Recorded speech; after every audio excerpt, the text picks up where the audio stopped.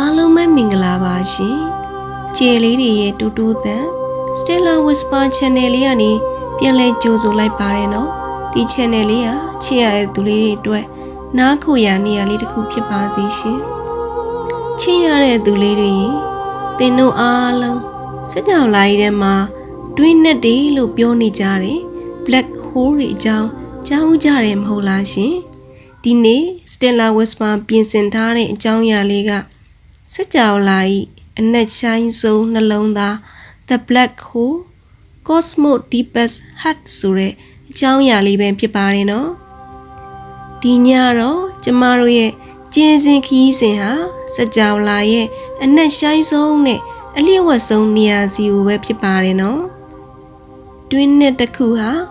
အလွန်ကြီးမားတဲ့ခြေတစင်းရဲ့အဆုံးသက်ပောက်ကွဲမှုကနေမွေးဖွားလာတာပါတဏ္ဍာရီတွေကအမောင်တို့ကိုအစိုးရတဲ့မေတော်ကာလီလိုပဲသူဟာဖြစ်စည်းသူဖြစ်တယ်လို့အသက်တဖန်ပြန်လဲမွေးဖွားခြင်းရဲ့အစဦးလဲဖြစ်ပါတယ်ချီဂရစ်တန်ဒိုင်တွေကချာရိုဆိုတဲ့အစဦးဆုံးသောအမောင်တို့ဟင်းလင်းပြင်ကြီးလိုပါပဲအရာအလုံးဟာဒီအမောင်တွေကနေပဲအလင်းအဖြစ်ပြန်လဲပေါက်ဖွားလာမှာပါတွင်းနဲ့ကိုကျမတို့ကဓာတ်ရိုက်မမြင်နိုင်ပေမဲ့သူ့ဘေးနာကဓာတ်ငွေတွေကခုန်နေတဲ့ accretion disk လို့ခေါ်တဲ့တောက်ပါတဲ့အလင်းဝိုင်းကြီးကိုကြည့်ပြီးသူ့ရဲ့တည်ရှိမှုကိုသိနိုင်ပါတယ်ရှင်တွင်းနဲ့ဆိုတာအမောင်တို့တက်တက်မဟုတ်ပါဘူးနော်သူဟာစက်ကြောလာရဲ့အနက်ရှိုင်းဆုံးနှလုံးသားတစ်ခုလိုပါပဲသူ့ရဲ့အနီးနားမှာတော့ကျဲကလေးတွေကခုန်နေကြသလိုအလင်းတန်းတွေဟာလည်းလှပစွာကွေးညွတ်နေကြတာကိုတွေ့ရပါလိမ့်မယ်ကဲမျက်လုံးလေးကိုမှိတ်ထားလိုက်ပါသင့်ရှိမှာအရာရာကိုဆွဲငင်ထားတဲ့ကြီးမားတဲ့ငြိမ်သက်နေတဲ့အမောင်ဆော့ဝိုင်းကြီးကိုမြင်အောင်ကြည့်လိုက်ပါနော်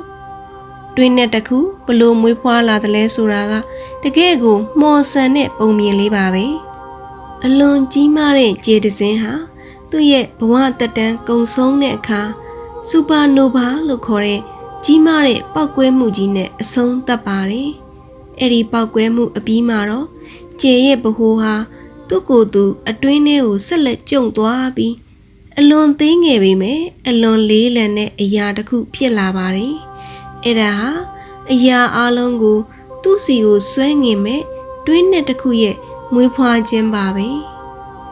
အရာရာကိုဆွဲငင်နေဆိုတာဘလောက်တောင်အင်အားကြီးမလဲစဉ်းစားကြည့်ပါအောင်နော်ဒါကတင့်ကိုပေးခြင်းနဲ့ပထမဆုံး message လေးပါတခါတလေကျမတို့ရဲ့စိတ်ထဲမှာလေအဲ့ဒီလိုတွင်းနဲ့လေးတွေရှိနေတတ်ပါတယ်စူရင်ပူပန်မှုတွေဝမ်းနည်းမှုတွေဟာကျမတို့ရဲ့ပျော်ရွှင်မှုတွေကိုစုပ်ယူပြည့်ရှင်နေတတ်ကြပါတယ်ဒါပေမဲ့တွင်းနဲ့ဟာအမောင်တူကြီးဖြစ်နေပေမဲ့သူ့ဘေးနာကြယ်တွေတော့အမြဲတမ်းတောက်ပနေအောင်ခုန်ခိုင်းနေတယ်ဆိုတာကိုတော့မမေ့ပါနဲ့နော်တွင်းနဲ့ဆိုတဲ့အယူဆကိုလွန်ခဲ့တဲ့နှစ်ပေါင်း200ကျော်ကတည်းကဂျွန်မီရှယ်ဆိုတဲ့ပုဂ္ဂိုလ်ကအမောင်ကျဲ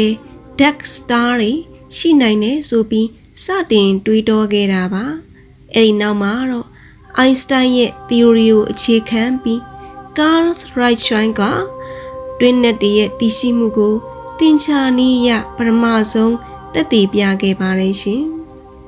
တွင်းနဲ့ရဲ့အနီးနားမှာတော့အဖြစ်ပြက် area event horizon လို့ခေါ်တဲ့နယ်နိမိတ်တစ်ခုရှိပါတယ်အဲ့ဒီကိုရောက်သွားရင်တော့အလင်းတောင်ပြန်ထွက်လာလို့မရတော့ပါဘူးရှင်ဒါပေမဲ့အဲ့ဒီနားမှာအံ့ဩစရာတစ်ခုဖြစ်ပြနေပါတယ်တွင်းနဲ့ရဲ့ကြီးမားတဲ့စွမ်းငင်အားကြောင့်အဲ့ဒီနေရာမှာအချိန်ဟာအလွန်အမင်းနှေးကွေးသွားပါတယ်တဲ့ကမ္ဘာပေါ်မှာတစ်စက္ကန့်လောက်ကြာမဲ့အချိန်ဟာတွင်းနဲ့အနားမှာနှစ်ပေါင်းများစွာကြာသွားနိုင်ပါတယ်ဒါဟာ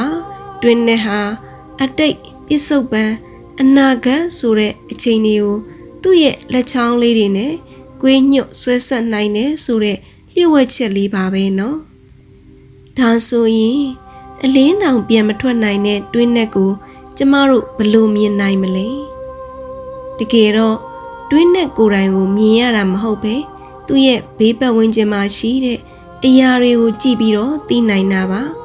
တွင်းနဲ့ရဲ့ပြင်းထန်တဲ့ဆွဲငင်အားကြောင့်ဘေးနာကဓာတ်ငွေတွေနဲ့ကျေဖုံမှုန့်တွေဟာအရှိန်ပြင်းပြင်းနဲ့ပတ်ချာလဲကခုန်နေကြပါတယ်အဲ့ဒီခါမှာ accretion disk စုယူမှုအဝိုင်းပြားဆိုပြီးအလွန်တောက်ပတဲ့အလင်းဝိုင်းကြီးဖြစ်လာပါတယ်2019ခုနှစ်မှာတော့ M87 လို့ခေါ်တဲ့ Galaxy အလဲကတွင်းနက်ကြီးရဲ့ပုံရိပ်ကိုလူသားတွေပထမဆုံးအကြိမ်ဓာတ်ပုံရိုက်ကူးနိုင်ခဲ့ကြပါတယ်ရှင်ဒါဟာအမောင်တို့တွေကအလင်းကိုရှာဖွေတွေ့ရှိတဲ့သမိုင်းဝင်အခိုက်အတန့်ပါပဲနော်သင်ဟာတွင်းနက်ထဲကိုစတင်ကျဆင်းသွားပြီဆိုရင်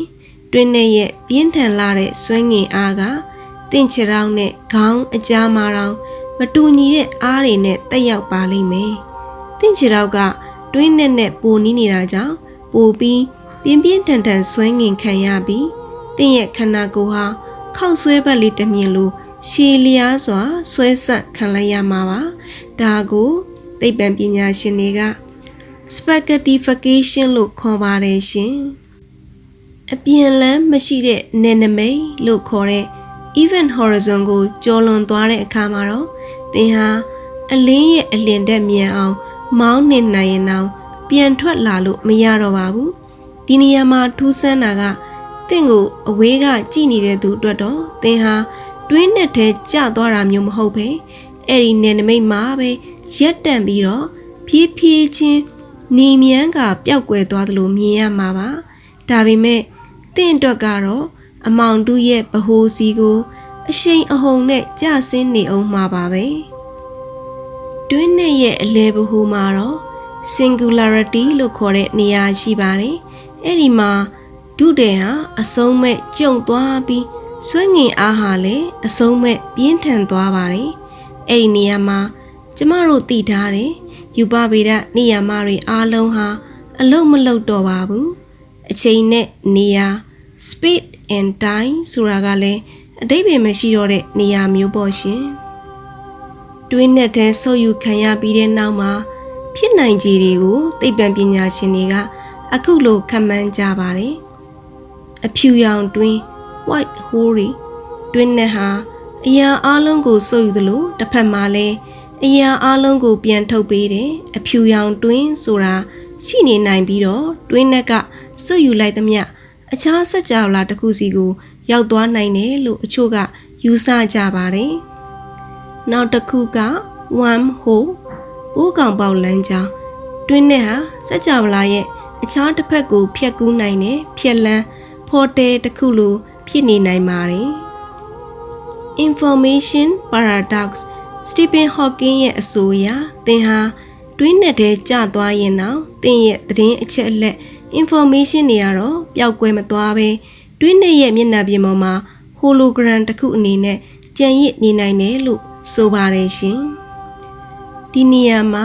Stella Whisper ပေးခြင်းနဲ့ message လေးတွေရှိနေပါတယ်နော်တွင်းနဲ့ထဲကျသွားတာဟာပျောက်ကွယ်သွားတာမဟုတ်ဘဲပုံသဏ္ဍာန်အသစ်တစ်ခုအဖြစ်အသွင်ပြောင်းသွားတာလည်းဖြစ်နိုင်ပါတယ်။တင်ဘဝမှာလည်းအရာအလုံးဆုံးရှုံးသွားပြီလို့ထင်ရတဲ့အမှောင်ဆုံးအချိန်တွေဟာတကယ်တော့အခြားစကြဝဠာသစ်တစ်ခုစီကိုကူးပြောင်းဖို့အတွက်ပြင်ဆင်နေတာဖြစ်နိုင်ပါတယ်ရှင်။တွင်းနက်တွေဟာခေတ်သစ်သိပ္ပံမှာမှပေါ်လာတာမို့ရှေးဟောင်းတန်တာရီထဲမှာ black hole ဆိုတဲ့နာမည်နဲ့ဓာတ်ရိုက်မရှိပေမဲ့သူတို့ရဲ့သဘောတဘာဝနဲ့တူညီတဲ့တင်စားမှုတွေရှိခဲ့ပါတယ်။အိန္ဒိယဒန္တာရီတဲကကာလီမေတော်ကြီးကိုတွင်းနဲ့တွေနဲ့ခဏခဏနှိုင်းရှင်လေးရှိပါတယ်။ကာလီဆိုတာအချိန်နဲ့အမှောင်တို့ကိုအစိုးရသူပါ။သူမဟာအရာအလုံးကိုဝါမျိုးဖြစ်စည်းပြသူဖြစ်တယ်လို့အဲ့ဒီဖြစ်စည်းခြင်းကနေပဲအသက်တပံပြန်လဲမွေးဖွားခြင်းကိုဖန်တီးပေးသူလည်းဖြစ်ပါတယ်။တွင်းနဲ့ကြီးတွေကလည်းအရာအလုံးကိုစုယူဖြစ်စည်းပြတယ်လို့ထင်ရပေမဲ့သူတို့ဟာဂယ်လက်ဆီသစ်တွေဖြစ်တည်ဖို့အတွက်လိုအပ်တဲ့ဟန်ချက်ညီမှုတွေကိုပေးစွမ်းနေတာပါပဲရှေး Greece ဒန္တာရီတဲက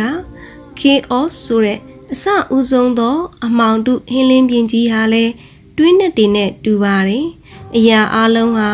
အဲ့ဒီအမောင်တဲကနေပဲအလင်းအဖြစ်ပြန်ပြီးပေါက်ဖွာလာခဲ့တာပါဒါကြောင့်တွင်းနဲ့ဆိုတာအဆုံးသက်တစ်ခုမဟုတ်ပဲအသက်တစ်ခုဖြစ်တည်ဖို့ပြန်လဲစုစည်းနေတဲ့စကြောင်လာရဲ့သက်အိမ်လို့တောင်တင်စားလို့ရပါတယ်ရှင်ဒီလိုတွင်းနှစ်တည်းရဲ့သဘောလိုပဲတင့်ရဲ့ဝမ်းနည်းမှုတွေဟာ